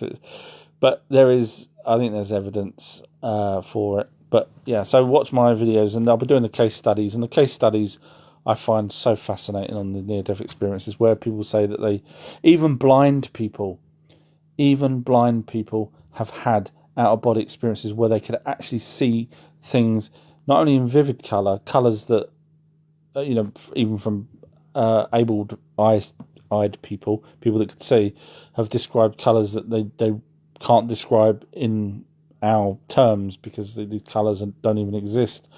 But blind people have seen things, doctors and whatever else, where they shouldn't have been able to see because they're blind. So they could actually describe things when they re-wake up, still blind. And of course, then you've got the other stories of near-death experiences where another soul, another spirit, one leaves, but a different one gets put back in the body, and that's when that person can talk a different language, play a piano, draw where they couldn't do before, have certain cravings, speak different languages, all sorts of funky things when they get a different spirit joined back with them. Yorkshire's wrote, what a conventional computer would take 33 trillion years. Not sure what that was referring to. Sorry, I'm just trying to go back to see. Sorry, I'm struggling to find what that was. Sorry. Peaches wrote, how much gold did they take home? $1 million question, isn't it? Or $1 billion, $1 trillion question. So they were working in the mines in South Africa. Now, we do know that mines in South Africa now still have gold. So they clearly didn't take all the gold absolutely everywhere from South Africa, because otherwise we would not have gold there now. And they were mining. Now, there was only 300 Anunnaki in South Africa, so only 300 were mining. Excuse me, just about yawn. Turns out using your brain makes you tired. No wonder why I was never tired at school. Bad joke. So 300 over. So not counting the humans. So 300 over 445,000 to. So 150,000 1,000 of our years, 300 were mining. Now, depends on what kind of tech they had. Obviously, I keep saying obviously. Sorry, I keep repeating bloody words. Sorry, I hate myself for doing that. The actual texts talking about the word toil and backbreaking. From that, I would ascertain that they didn't have this magical technology that would just cut through, rock without hard work. So I don't think they got that much. Now, when the humans came, obviously the workforce then grew exponentially because obviously they were breeding with the other people. Sorry, I said obviously again. They were breeding with themselves and exponentially had more and more kids, which would then end up working in the mines. And then after that, so that was for another 200,000 years doing that. So probably a lot of gold. And then after that, if you think that their planet is at least 4 times the size of Earth, how much gold do they actually need? Do they need for one patch of the planet, or did they need it for the whole planet? And then after the flood, when one of the mountains had broke into 2, they started to mine that because it was a different type of gold which didn't need half the work done to it that they were doing before, and they took extra. So I don't know, a huge amount of gold I would have thought eventually over that period of time, but maybe not. Now the chariots that they used carried 50 people, 50 Anunnakis at, let's say they were all 12 foot tall. Now, I don't know how much compartment they've got behind them, but at least we can work out how many seats they would have needed in rows of 3, because if we go by the description of Adapa going back, the front row was 3 seats. If we assume that there was 3 seats going back, 3 times 50, but bearing in mind the Anunnaki were 12 foot tall, so the leg room would have been double us. So yeah, so a fair amount, but not absolutely humongous amount, I would have said. Sorry, I know I waffled on there, didn't I? Steffi's wrote, I did, and I was on acid for the English literature and language. And that was when I said, did you get the grades you was after? And I think Steffi's wrote, I did. Brilliant. And hopefully that's helped you later on in life. I didn't do any exams. I left before because I wouldn't have. if you see my handwriting and my spelling and the fact I couldn't read or write, I wouldn't have. I would have got the Zs or whatever the lowest would have been back then. Dippers wrote, that's cool, okay. Winnie's wrote, YouTube video is awesome. Best city for Anunnaki. YouTube video is awesome. My YouTube video or a YouTube video? I'm hoping that's the Atlantis one that I'd put up. Yorkshire UFOs Hunters wrote, they say we 0.5 gram or 5 grams lighter when they... No, yeah, they do say that. However, they're wrong. We do lose weight, but what actually happens as soon as you die, air expels from your body. Now, you could say, well, that's not 0.5 gram, but when you realise it's more than likely compressed air, and you say, well, compressed air don't weigh anything, you try picking up a gas cylinder, even with helium, which is lighter than air, they're freaking heavy. And then when they're empty, they're not so heavy. So actually air does weigh something. So when people die and air expels out of all their orifices, and this is sadly true, then they will lose some grams of weight. That's a fact.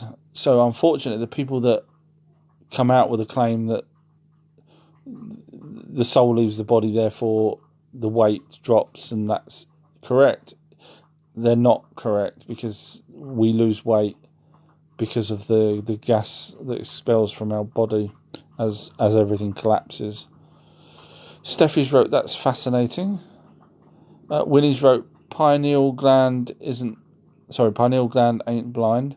No, I was talking about, sorry, maybe I said it wrong. I was talking about blind people having near-death experiences and then can actually see things outside of their body where they could never see before, obviously, because A, they were blind, and B, they never left their body normally. So they could actually describe things that they saw for the first time because they were blind, and some of them were blind from birth. So, so that's what I was talking about. Winnie's wrote, Yorkshire probably meant you versus a computer. What, trying to work out where Atlantis is? I'll pretend that that's what you was talking about. Thank you. Thank you. I'll pretend that that's what it was. Steffi's wrote, your commentary is great. Stop putting yourself down, please. I enjoy you and your lives. No, you don't. You're just saying that. No, thank you. No, I appreciate that. Thank you. It's weird, isn't it? Because sometimes I've got some friends that actually sometimes listen in on my lives, and I had one the other day that said to me, "You're so rude," and I was like, "Why?" They said, "You try and make yourself sound bigger than everyone else and smarter than everyone else," and that. I said, "Sometimes I do, not intentionally." The woman that I know, a friend of mine, says, "Yes, you do. You do it intentionally." And I was like, "Okay, maybe a tiny bit." And then at the same time, as Steffi points out, I do put myself down because I don't know. I like to please everyone if I can, so I try not to sound that whatever. Yeah. Anyway, moving on. Elaine's wrote, I've been to the diamond mines in EA. Amazing place. Wind Hyuk. Nothing there basically but diamonds. Yeah, I've never been anywhere like that looking for diamonds. I certainly probably wouldn't go there looking for diamonds, but did you find any? Did you put any in your pocket? Winnie's wrote, was it 800 Anunnaki that came in? It was 900. 300 went to South Africa, 300 which were the Aigi, went to Mars, and 300 stayed in Mesopotamia, which I still can't fathom why they even would have done that. It's just crazy. Your planet's dying, and you all set up, instead of all saying let's all go over to mine, let's all set up bases somewhere totally different. I don't know, just my mind boggles me on that one. Winnie's wrote, we love the waffle. Thank you. You're the only ones that do. I get told off by people at work. Get on with it. Just tell us instead of waffling on. Steffi's wrote, you would have done well in exams. You're labelling yourself unfairly. You're super smart, buddy. Oh, bless you. Really, I wouldn't have done well. I appreciate that, but when I left school and started to apply for jobs, I would word things so badly because I couldn't spell words, so I had to keep going around thinking of other words, and I couldn't even do the alphabet. Honestly, I couldn't. So I really wouldn't have done well at all. Really poorly. But I do blame the school because clearly if there's things that I'm interested in, I lap it up. Whereas a school is a very generic thing, and they didn't do it in chronological order, which I need. I know you said you're dyslexic, so I don't know if that's how you would see the world, but for me, I have to have it in an order to work it out. I can't just be thrown in middle of something. Even when my kids are talking to me, I say to them, right, start from the beginning so I can get a full picture. I can't just pick half a picture. Thank you, whoever's doing the hearts in the background. You don't have to. Winnie's wrote, your video on YouTube is awesome.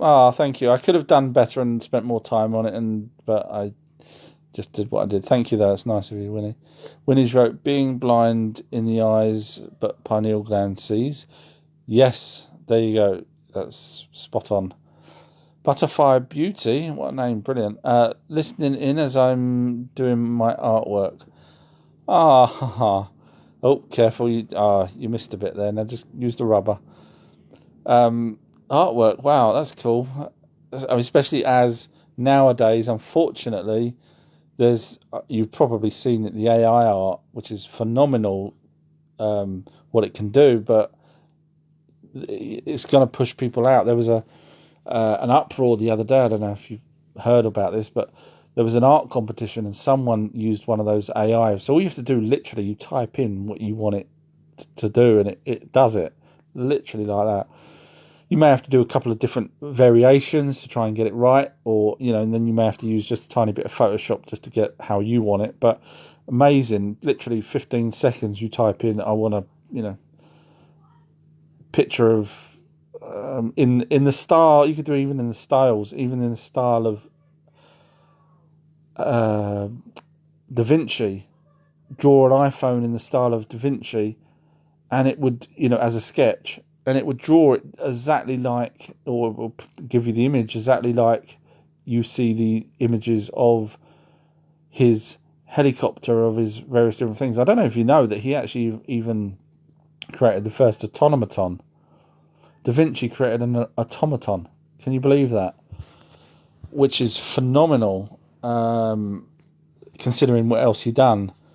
So if anyone's a genius, I think he, more so than Einstein. I still struggle with Einstein. The fact that he worked at a patent office and carried on working even after he was famous, getting all that information from people. Anyway, that's me waffling on. No, good luck on your artwork. Be interested to know what you're actually doing it for. Steffi's wrote, but if you are smarter than some, so be it. Thank you, that's nice. I mean, I've worked, again, this is where I sound beginner. This is the beginning part coming out. I've worked with some industry people, top of their game. It sounds like I'm name dropping, but I'm just throwing it out there. People like the executive producer of James Bond, who was also the original first AD on Star Wars, and he's done everything in between. He knows everything about movies. And when I was talking to him about... Sorry. My nose is blocked there again. I was talking to him about the particular movie that he was working on with me, and I was outsmarting him on things, and it was really weird, because I was thinking, no, this guy should know all of this. Not necessarily in terms of the mechanics of the film industry, but in terms of things that was logical. He'd have to stand there and go, yeah, you're right. So people, so I think the only thing I've got going for me is logic, really. So there's my put down. So there's me being big-headed, and then it comes to the put down. Winnie sent me tea. Oh, you did that the other day. I did that. As soon as you sent that, I really wanted a cup of tea. Thank you. I'll probably have one after this now. I didn't have one the other day. Butterfly has wrote to Peach. Not yet, as it's a diamond art, and I can't do it for very long. Well, that sounds interesting. Elaine's wrote, I wanted to put sellotape on the shoes, but no, I didn't. Was it that abundant in terms of how much diamonds were there? And the thing is, I still struggle. I don't know how much you've looked into diamonds, but I did look into the company, and basically the De Berg or something like that. Someone wrote it the other day. I still can't remember what it was called. But they literally own every diamond. They're the ones that inflate the prices of diamonds. So if it wasn't for them, diamonds would be cheap. But because they put the price up, and they own most of the gold mines, then diamonds, and then they did the ad campaign many years back that said a diamond is a girl's best friend, which then made women want diamonds. And then they also did the campaign where it said you need to give a diamond ring as a proposal or as a wedding ring. And it should be, and this is their freaking advert. I mean, how genius is this? But bearing in mind they monopolised the diamonds, they said, and it should be 2 to 3 times your salary. How crafty is that? I'm not knocking anyone if they've got a diamond ring and they're wearing it now and they think it's great. No problem at all. But I just think it's So clever of that company to do that. Steffi's wrote, blame the school for it. Yeah, damn school didn't teach me a thing. I was actually drawing comic books back then in the back of the school book. Teachers didn't care, and I never did any homework. I just said I'm not doing it. I mean, nowadays you get the parents get thrown in prison and whatever if you don't do it. But back then I said no, I'm not doing it. And they didn't ever. Other kids had to do it for some reason or other. They allowed me not to do it.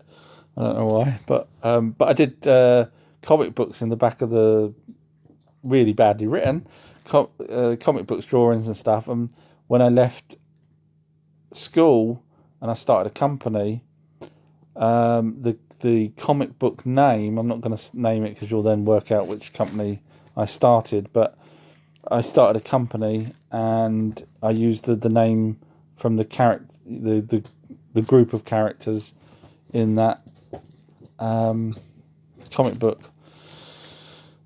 Sorry, scrolling on. I waffle sometimes, don't I? Steffi's wrote, I asked AI to see my dad in Western skies after he passed. The results were everything. Wow. And then Steffi's wrote, I'd love you to see those pictures of my dad. I would. Trust me, I'm into all this kind of stuff. Not only spirits, but the fact that the AI had done that. I would, yeah. So let me follow you. Oh, I'm following you already, am I? Friends, yeah, I'm already following you. There you go. So, yeah, if you could, contact me, and then I'd love to see them.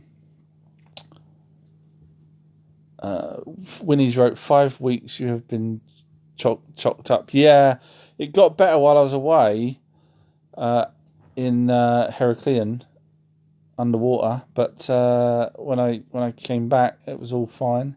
I'm joking, I wasn't underwater. But yeah, no, it did get better. My device is overheating, it said. Wow. Crappy Samsung's probably going to explode on me. But yeah, I took the tablets. I paid for tablets that the doctor prescribed me. And I took 2 of them 4 times a day. And I still got a bit of it. Steffi's wrote, also diamonds are 50th anniversary presents. Yeah, that's true. Yeah. Well done. Top of the class for you there. Winnie's wrote, sold a 1.5 carat diamond to a guy. They were tiny, cost him 350 quid. Wow. It's crazy, isn't it? And, if you go by the Anunnaki, they would have paid 350 for lapis lazuli, which was their real go-to material.